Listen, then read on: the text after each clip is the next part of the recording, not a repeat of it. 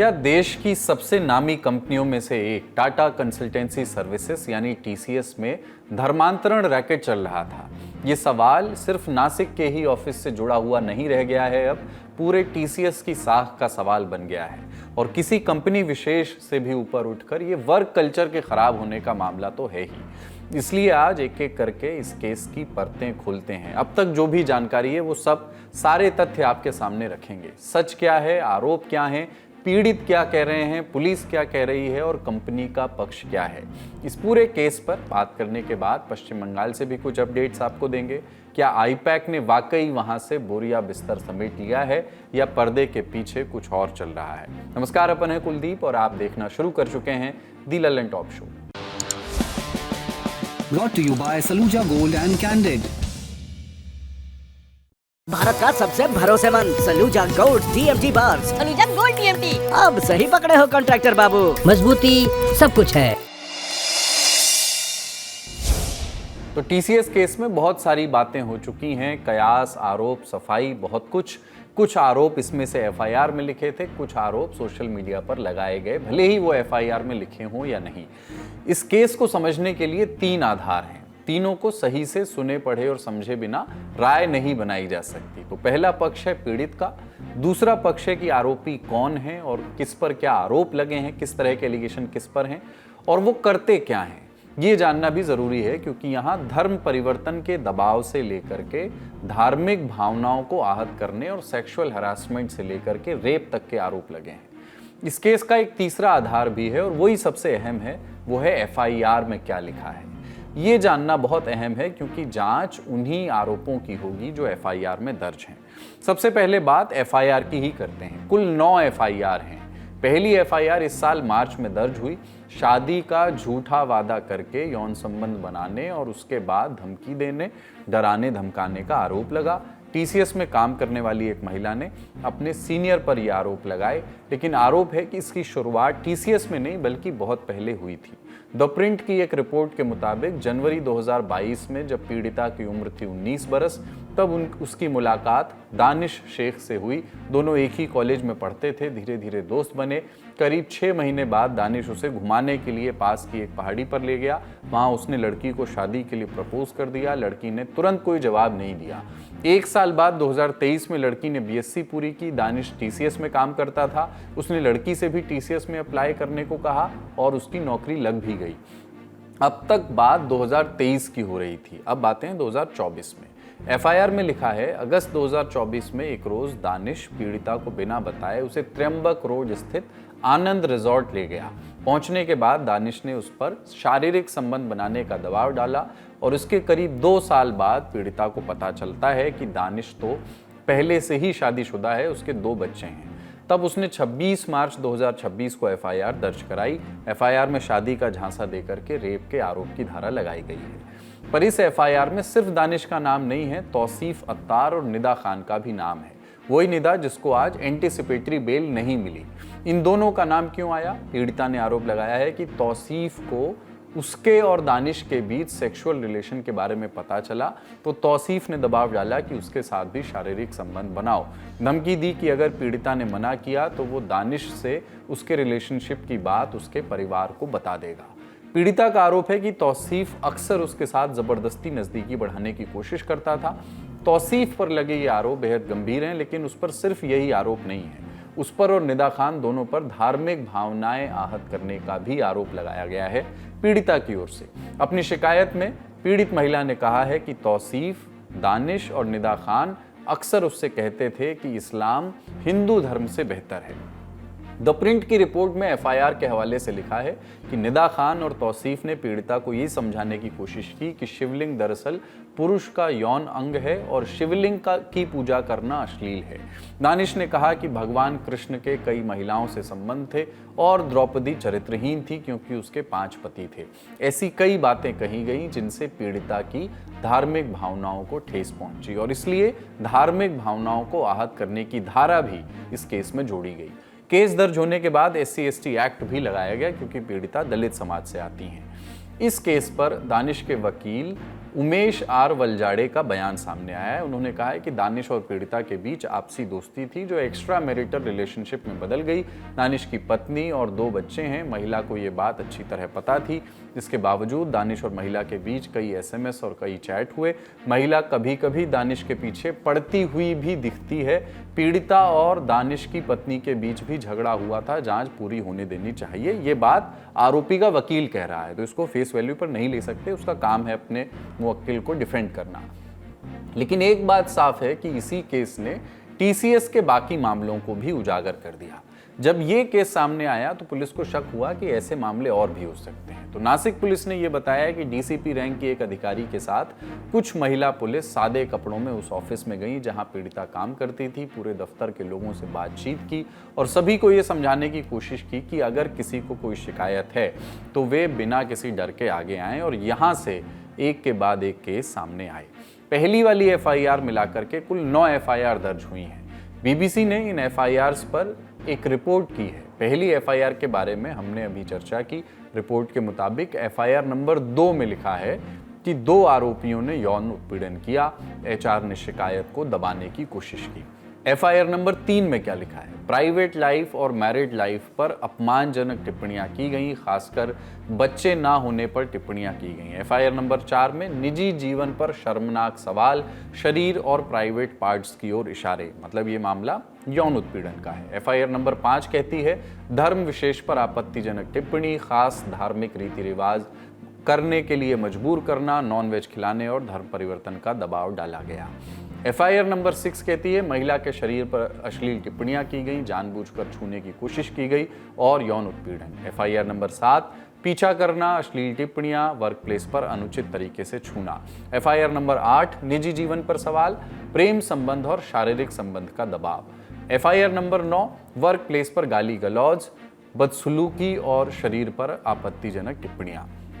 Indian express ने भी FIRs पर एक एनालिसिस की है। 8 केस में यौन उत्पीड़न के आरोप हैं, 5 में धार्मिक भावनाओं को ठेस पहुंचाने के आरोप हैं और कम से कम 3 में ऐसे मामले दर्ज हैं जहां शिकायतकर्ताओं का दावा है कि पुलिस से संपर्क करने से पहले उन्होंने इंटरनली अपने ऑफिस में शिकायत दर्ज कराई थी। इन 9 केस में एक केस पुरुष ने भी दर्ज कराया है। उन्होंने FIR में लिखा है कि 2023 में तौसीफ मुझे रमज़ान ईद के मौके पर अपने घर में ले गया। मेरी मर्जी के खिलाफ उसने मुझे टोपी पहनाई, नमाज पढ़वाई। एक बार तौसीफ और दानिश मुझे बाहर खाना खिलाने ले गए और मुझे धमकाया। उन्होंने मुझे मांसाहारी खाना खिलाया जबकि उन्हें पता था कि मैं सदगुरु का भक्त हूँ और पूरी तरह शाकाहारी हूँ। FIR में लिखा है कि मुझसे कहा कि मैं हिंदू धर्म में परेशान हूँ, मुझे इस्लाम अपना लेना चाहिए, ऐसा करने पर मेरे साथ सब कुछ अच्छा हो जाएगा। अब पीड़ितों के बयान को भी सुन लेते हैं। कुछ बातें आपको रिपीट होती दिखेंगी जो FIR में भी लिखी हैं, लेकिन पीड़ितों की मुंह ज़बानी सुनना ज़रूरी है। इंडिया टुडे के दिव्येश ने पीड़ितों को खोज करके उनका पक्ष समझने की कोशिश की। पीड़िता नंबर 1 जिसने सबसे पहले अपना केस दर्ज कराया, 2022 में पीड़िता की मुलाकात उसके कॉलेज में पढ़ने वाले दानिश शेख से हुई। दोनों में दोस्ती हुई। दानिश ने उसे नौकरी दिलाने की बात कही। जुलाई 2022 में दानिश ने उससे मिलने के दौरान अचानक सेक्सुअल फेवर्स मांगा। पहले जबरदस्ती की, विरोध करने पर शादी का प्रपोजल रख दिया। पीड़िता ने तुरंत जवाब देने की बजाय सोचकर बताने की बात कही। इसके बाद दोनों लगातार मिलते रहे। दानिश की कंपनी में उसकी जॉब लग गई जहां पीड़िता, दानिश, उसका दोस्त तौसीफ और निदा खान, इन 4 लोगों का ग्रुप बन गया। चारों अक्सर कैंटीन या बाहर साथ में समय बिताने लगे। इसी दौरान धर्म को लेकर चर्चाएं शुरू हुई। दानिश और तौसीफ अक्सर हिंदू और मुस्लिम धर्म के बीच अंतर बताने लगे। हिंदू धर्म के रीति रिवाजों और मान्यताओं पर सवाल उठाने लगे। उसे इस्लाम अपनाने के लिए समझाने लगा। धीरे धीरे ये बातचीत दबाव में बदलने लगी। पीड़िता पर धर्म परिवर्तन का मानसिक दबाव बढ़ने लगा। फिर अगस्त 2024 की एक शाम दानिश ने पीड़िता के साथ जबरन शारीरिक संबंध बनाए।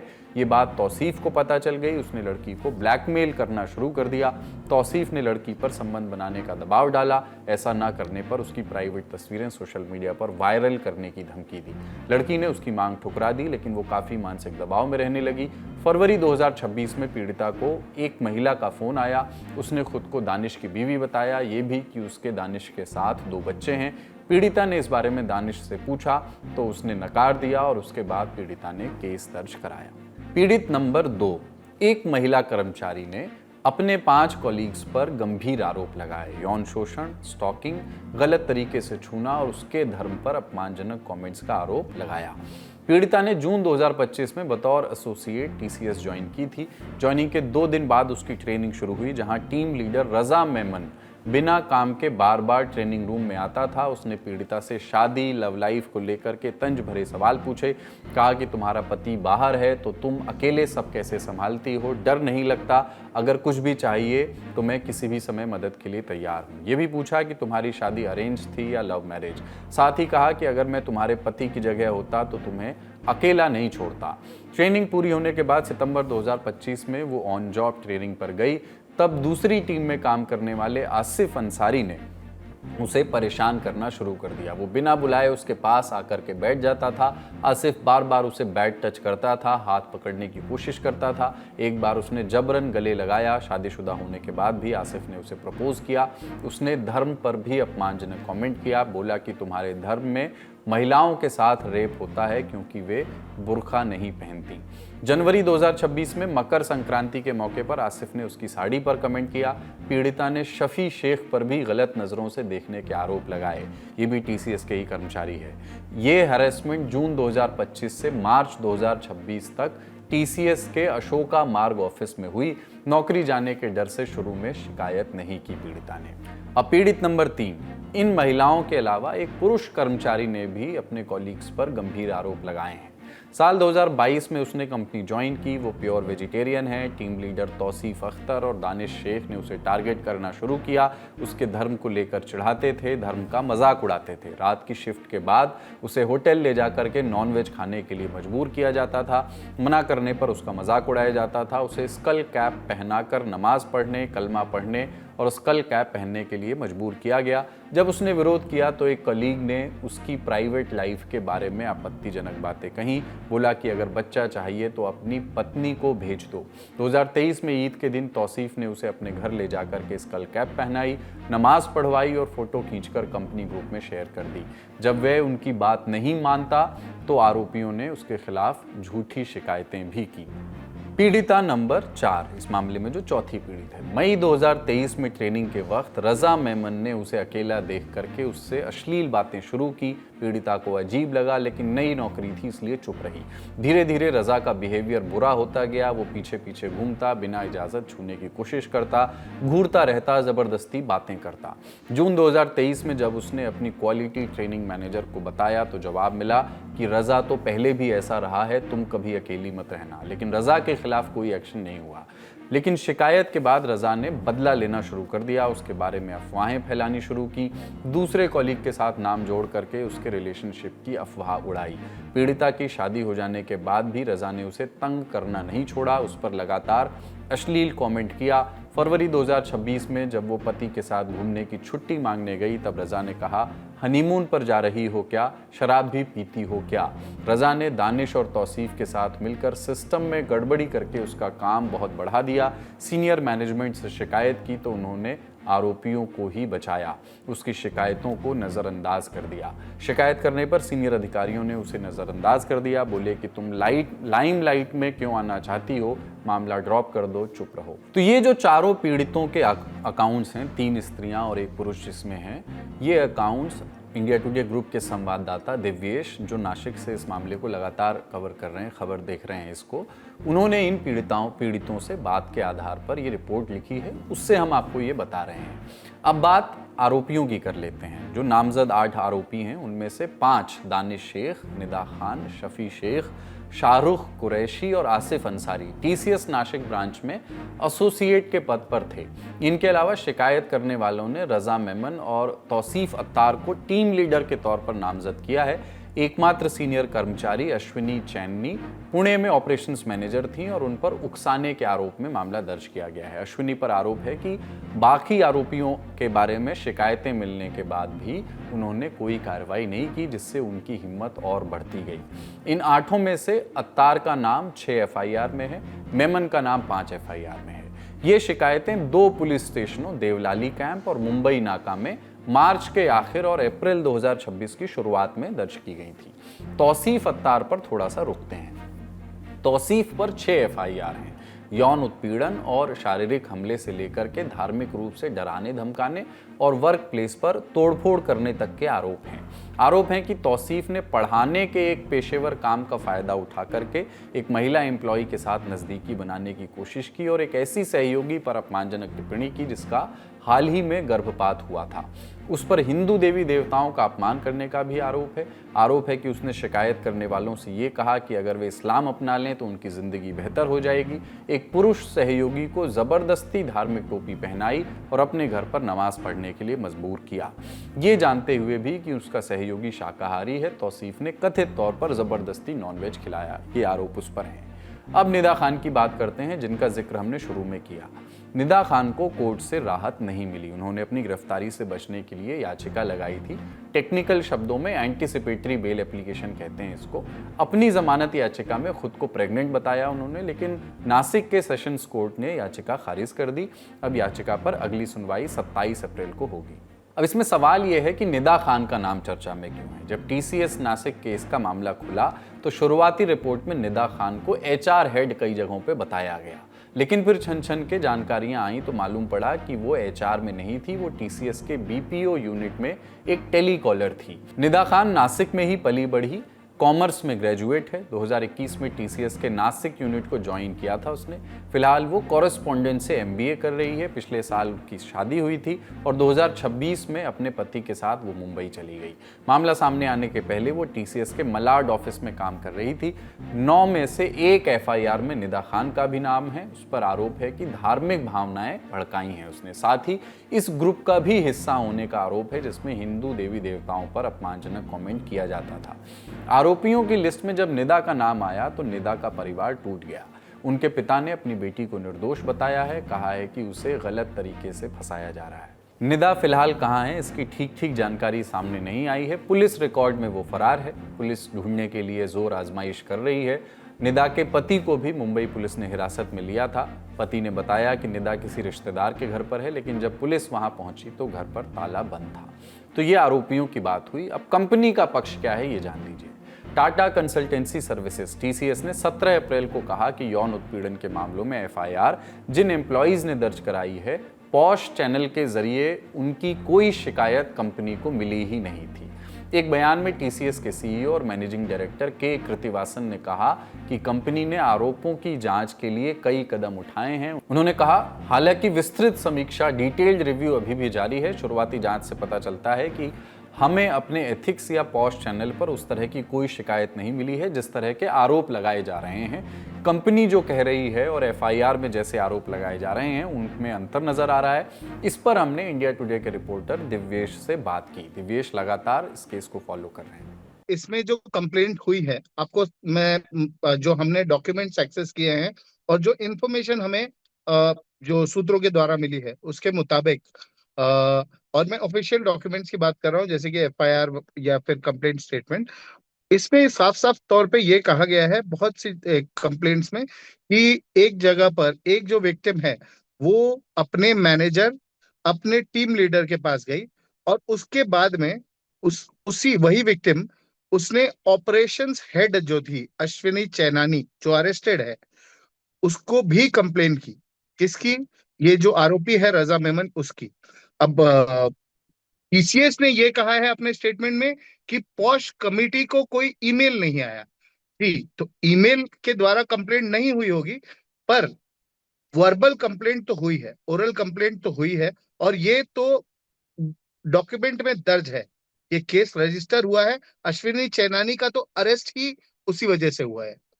एक सवाल पर और थोड़ा ठहरने की जरूरत है। केस जब मीडिया में आया तो ये कहा गया कि टीसीएस में धर्मांतरण का रैकेट चल रहा था।